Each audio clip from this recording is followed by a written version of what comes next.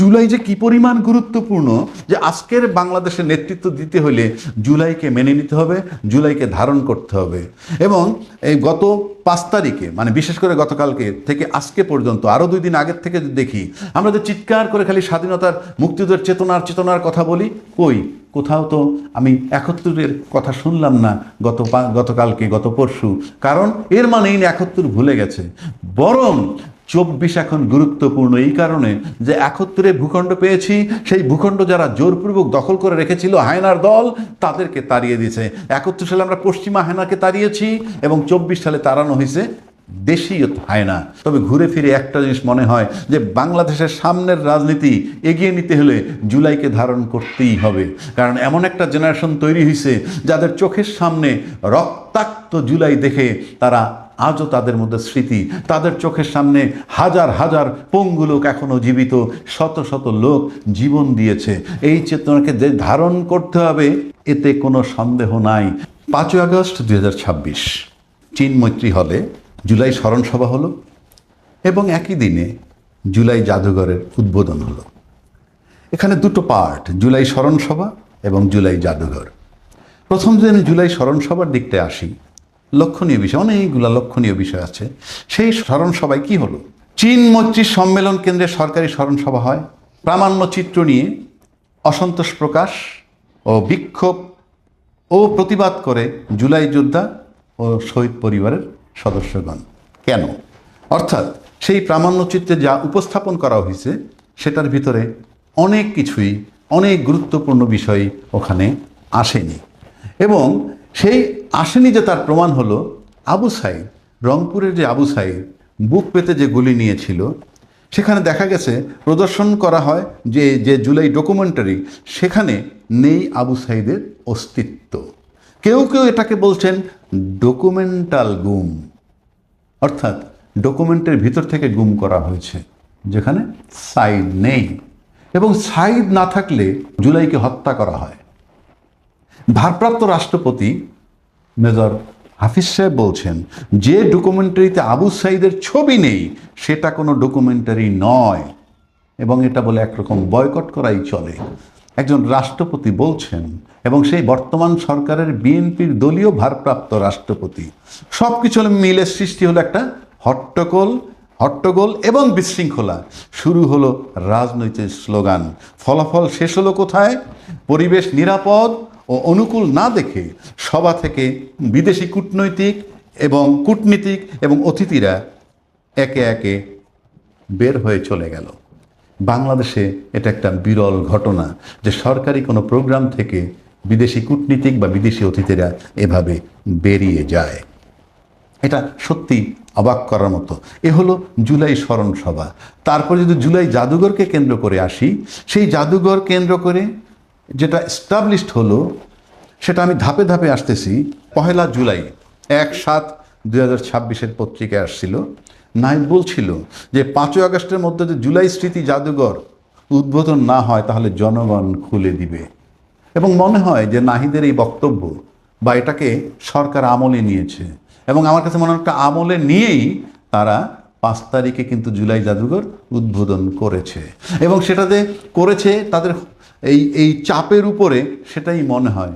কেননা এই জুলাই জাদুঘর যে উদ্বোধন করলো সেখানে নাহিদকে দেখা যায়নি, সেখানে দেখা যায়নি আসিফ মাহমুদকে, এবং জুলাই যোদ্ধাদের বহুজনকেই দেখা যায় না। এই দায়িত্বশীল যারা, কেউ কেউ বলবেন যে তাদেরকে দাওয়াত দেওয়া হয় নাই।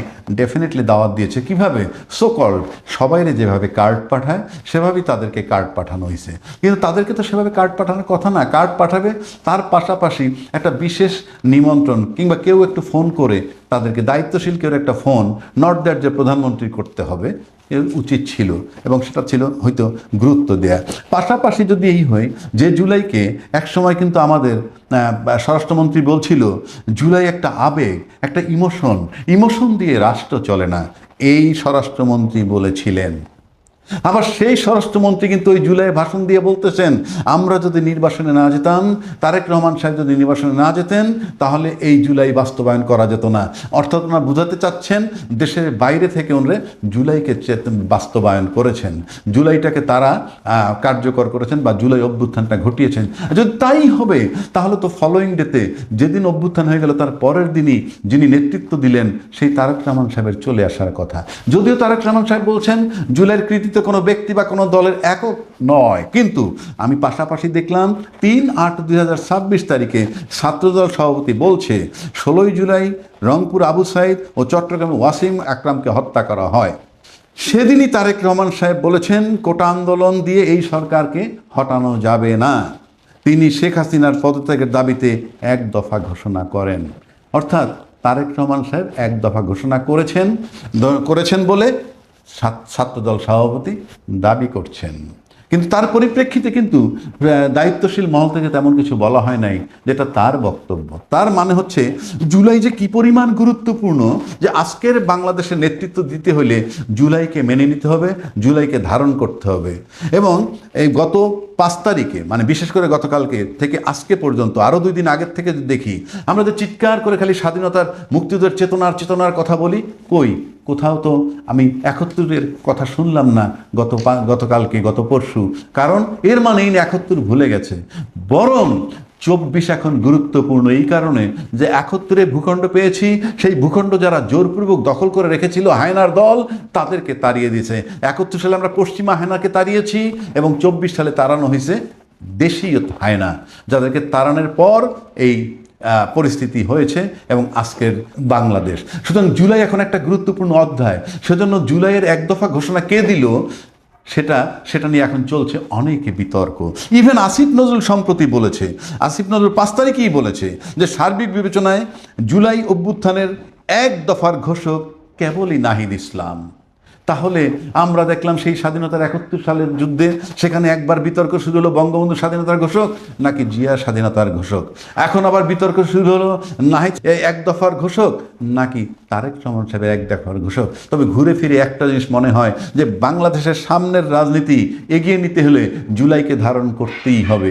কারণ এমন একটা জেনারেশন তৈরি হয়েছে যাদের চোখের সামনে রক্তাক্ত জুলাই দেখে তারা আজও তাদের মধ্যে স্মৃতি, তাদের চোখের সামনে হাজার হাজার পঙ্গু লোক এখনও জীবিত, শত শত লোক জীবন দিয়েছে।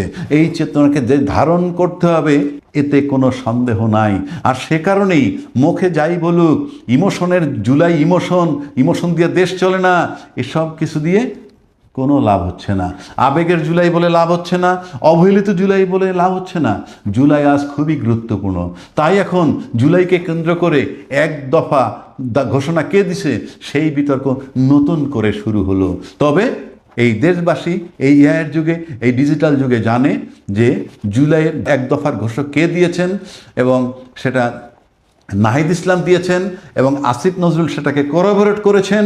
কিন্তু ছাত্রদলের সভাপতি যেটা বলেছেন সেটাকে অন্য কেউ এটাকে সমর্থন করেনি। সুতরাং এই মুহূর্ত পর্যন্ত জুলাইয়ের ঘোষক, জুলাইয়ের এক দফার ঘোষক আসিফ নজরুলের ভাষায় কেবলই নাহিদ ইসলাম। সুতরাং আমার কাছে মনে হয় যে এই জুলাইকে ধারণ করে সামনে এগিয়ে যেতে হবে।